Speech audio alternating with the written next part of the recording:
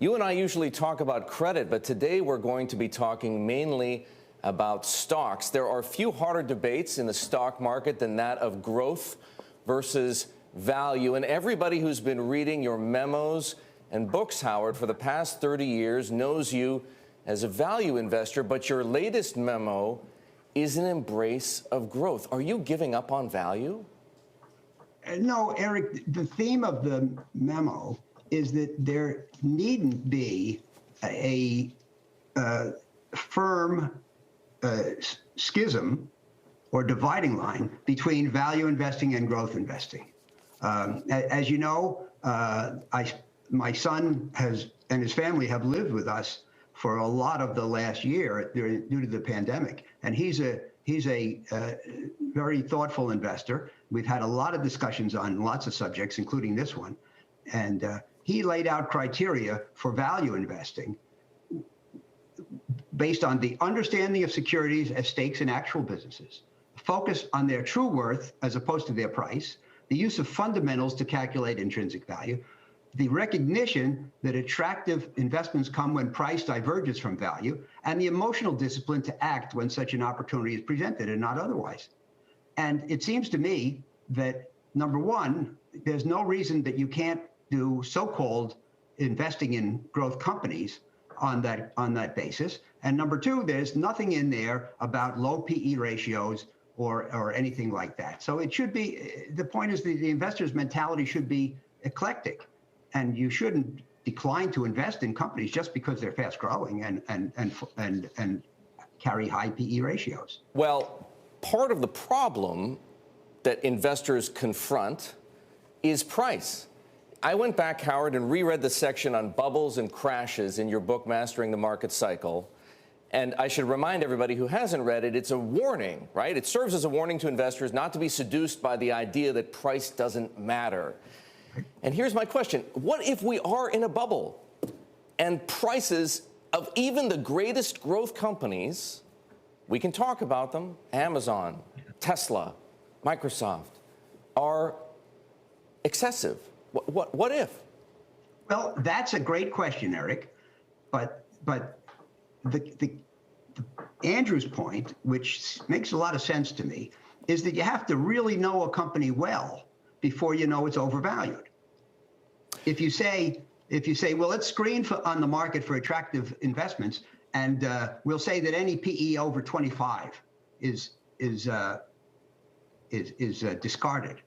Well, there are companies that are worth PEs over 25, and you know. True. True. We can both agree, and I think we would agree, Howard, that using a value investor's approach to, say, Tesla, for example, or Amazon wouldn't have worked, at least up until now. But I'm going to posit the following, to be the devil's advocate here. One, it's not possible in a bubble to tell what is and isn't appropriately priced, that it's not possible in a bubble to distinguish between carefully considered growth investing and irresponsible risk-taking, and that it's not possible in a bubble to know which great companies will survive and which ones won't. You know, Eric, I would have only respond that the things you say are not possible. I would say it's not easy. Fair. And it's not something everybody can do, but I don't think it's something nobody can do. There are people who have great records, and those records include investing in so-called growth companies.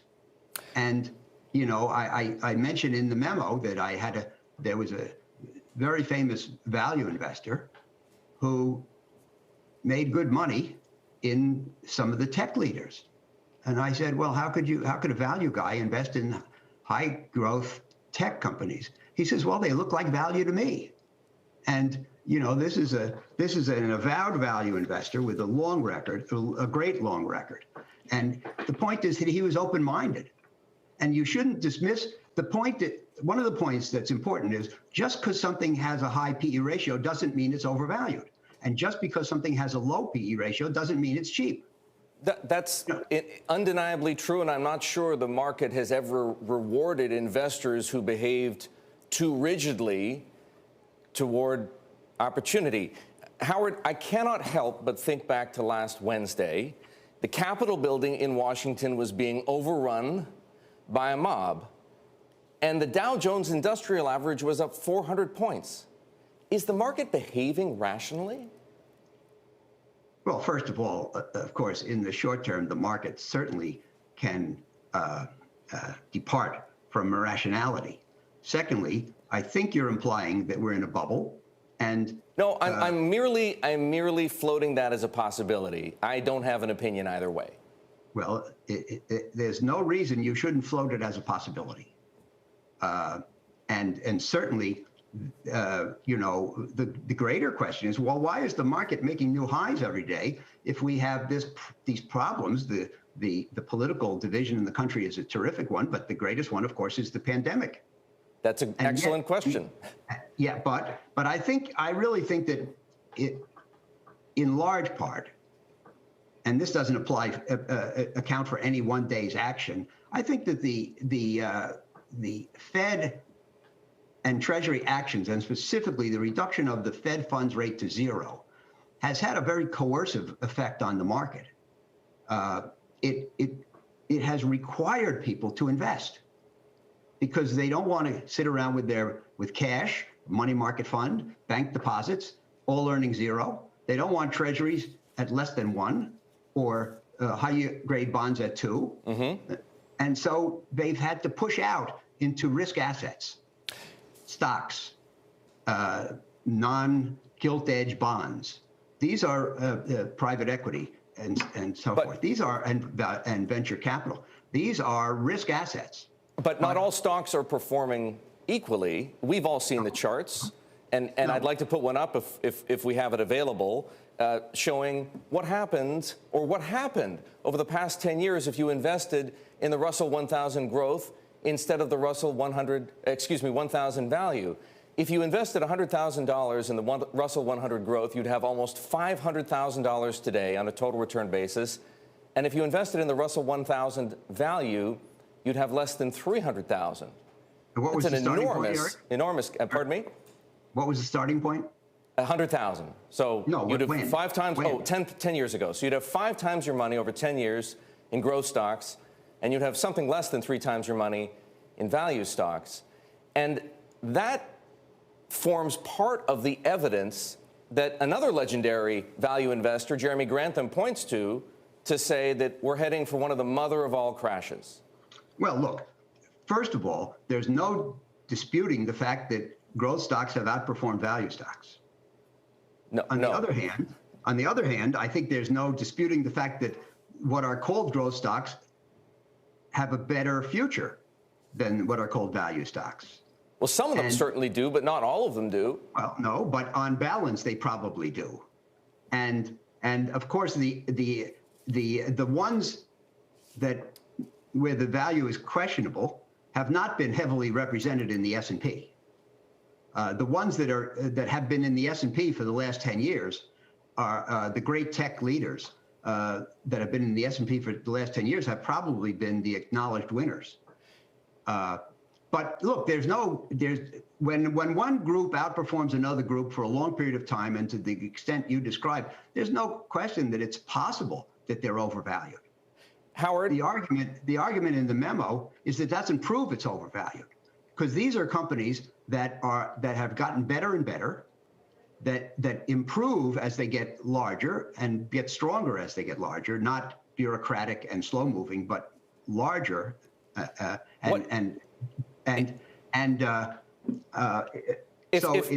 if I may ask, yes. The question is, what should an investor do?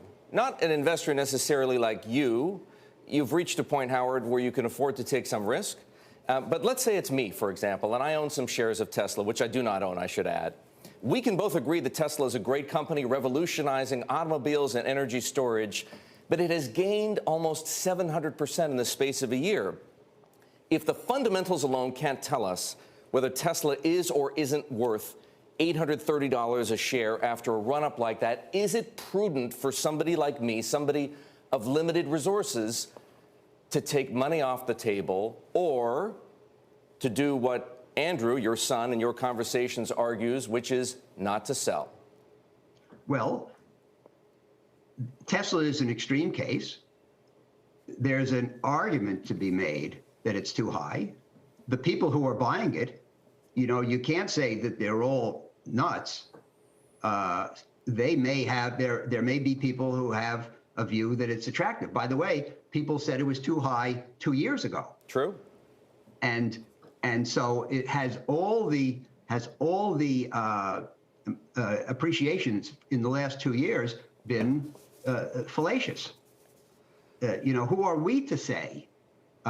You can make judgments, and certainly if you describe an individual not of great means, he should take some profits. He probably has. If he bought Tesla 2 years ago, he probably has a huge gain. It's probably a very disproportionate amount of his financial net worth. Yes.